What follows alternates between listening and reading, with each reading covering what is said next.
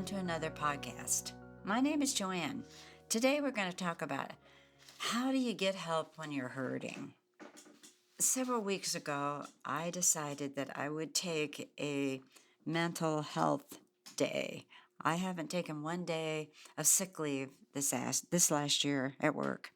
And so I asked my boss if I could take a sick day, but I'm going to call it a mental health day. And she said, sure, you can do that. And so I was with a group of people, and I told them that the next day that I was taking a mental health day and that I was tired and I just needed some rest. And I didn't know how that would work out, but anyway, that's what I was going to do. Well, it was amazing to me in this group, they started giving me advice. One of them said, well, you should stay in your pajamas all day. Well, you should take the phone off the hook and don't answer it.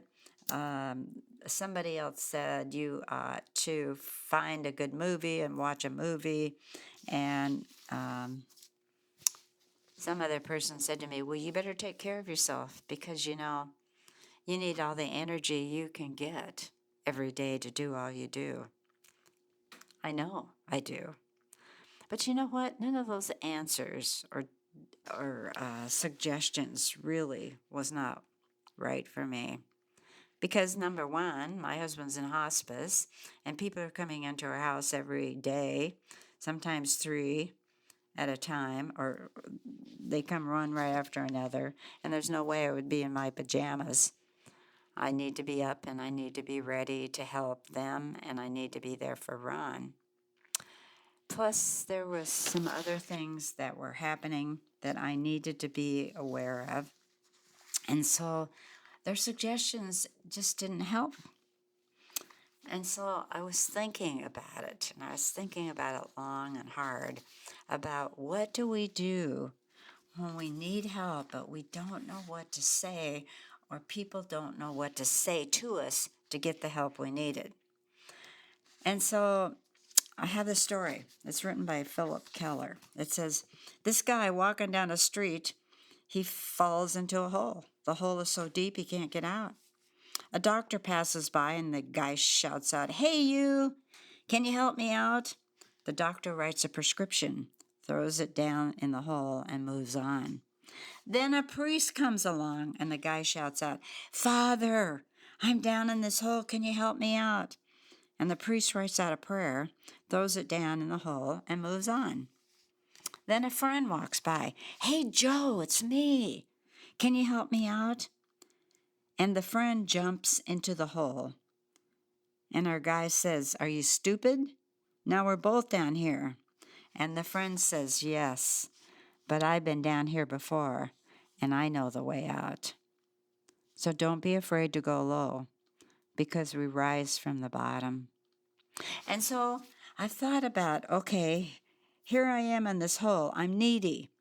I'm trying to get out. I can't get out by myself. And here comes Joe, and he comes down in the hole.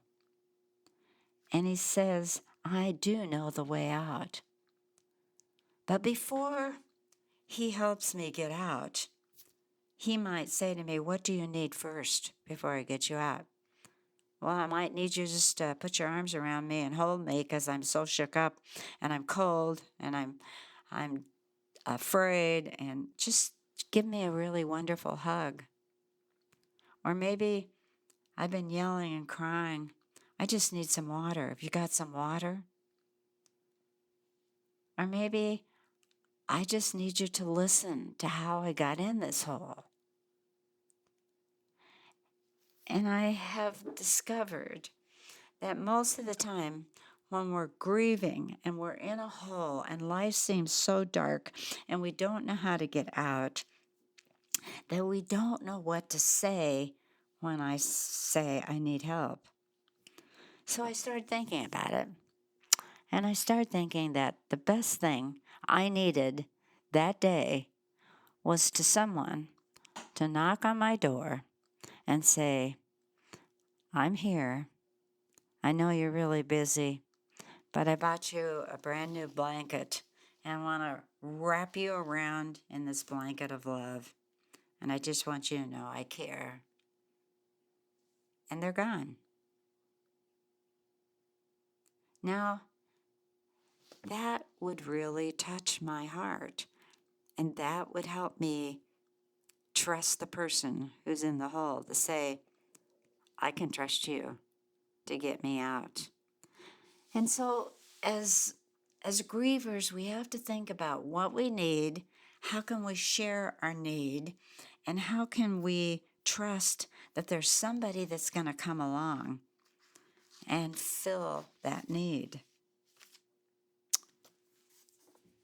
There was a time after my late husband died, Joanne, that financially I was in a really tough spot. And I didn't have a winter coat. And I was teaching a Bible study at that time. And so I went to the Bible study that day and said to them, they were all women, I said, you know what? I need a winter coat. I don't have one. I can't afford to buy one. And maybe there's somebody in this room that has an extra coat that they might give me. This is the size I wear, and these are my favorite colors. Do you think somebody might have a coat? Well, that was on Friday. The next Friday, I came to the Bible study to teach it again, and their 5 ladies came with 5 coats. And so not only had they thought about how they could meet my need, they brought it right to the Bible study, and I got to try them all on, and I got to choose one coat. But they would have never known that I needed a coat if I hadn't been honest enough to share my need. So we have to think about when we're down in this hole, and this hole is so deep and it's really cold, and we say, hey, I need help, and someone comes and they want to help us out, that the first thing I know that they would do was say, what can I do to help you before I lead you out? I know how to get out. And I think that what we need to know is that most grieving people need a listener. Before you help them get out, we just need people who will listen. I found that a true listening, is the willingness to allow another the freedom to speak and be heard without judgment. True listening is the willingness to allow another the freedom to speak and be heard without judgment. So, we have to find a way to speak about our pain and to be able to be released from it. Because I found out when we talk about our pain, no feelings last forever. I have learned that feelings expressed can disappear. Well, you may not be in a hole with a person who is hurting, but you might be able to call them and say something like this: I'm just checking in today, and I just want to know how you're feeling today. Just ask them a simple question, and then let them answer without you giving them any advice or any scripture or anything at that moment that would not help them. Sometimes we just need love. So, I happened to share this story at one of the classes that I teach, and I shared with the group that, I'd been in the hole, and that what I really needed was just someone to knock on my door with a blanket and wrap it around me and say, I love you. So as I was thinking about this whole thing about how we help each other, I went to Costco.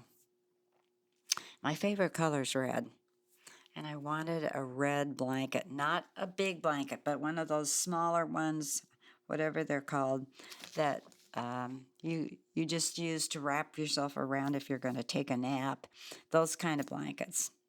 I just went there to look for one. I wanted one in red. There was no red.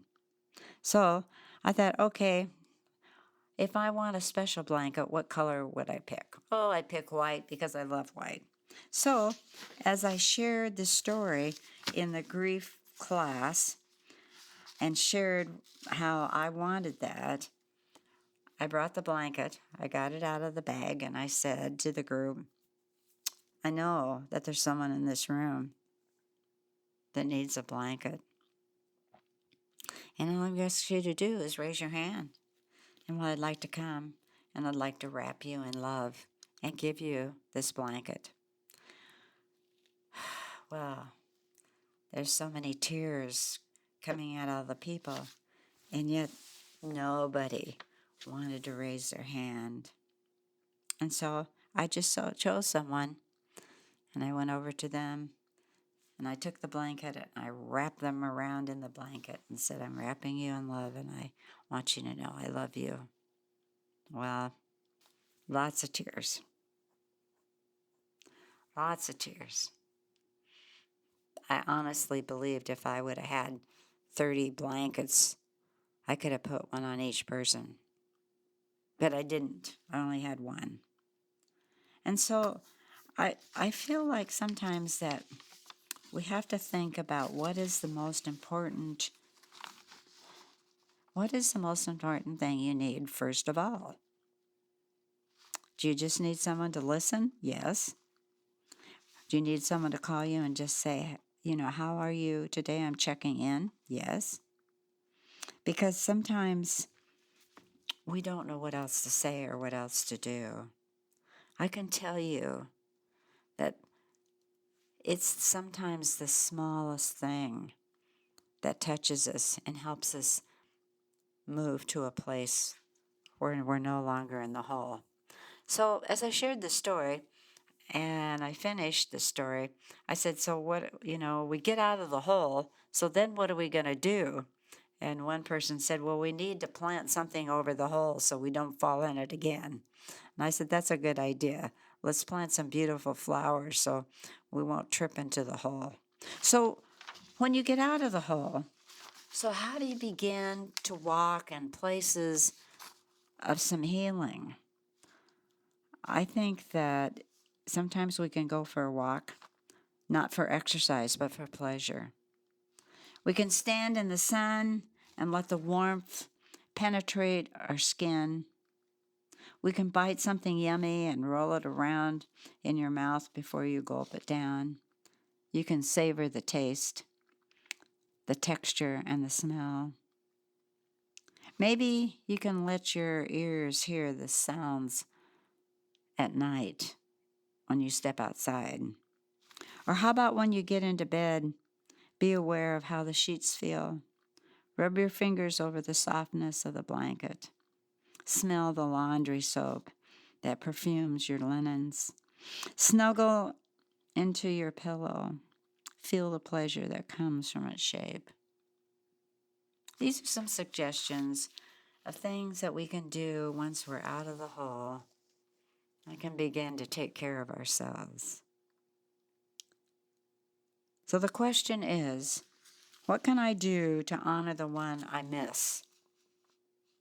I believe it's important to create something in their name. Maybe donate some money to a charity and do it in their name. Maybe write a book. Maybe donate time and yourself to a food bank. Help someone by donating time and yourselves to help them find a better future. The most important thing that I am learning, again, is to live a great life in the honor of the one that we've lost. And we can do that by getting out of the hole and being in a place where we realize we have to take care of ourselves, and then we need to reach out and touch someone else. So what's your need? How can you find somebody to help you? I hope you'll take one more step towards healing today.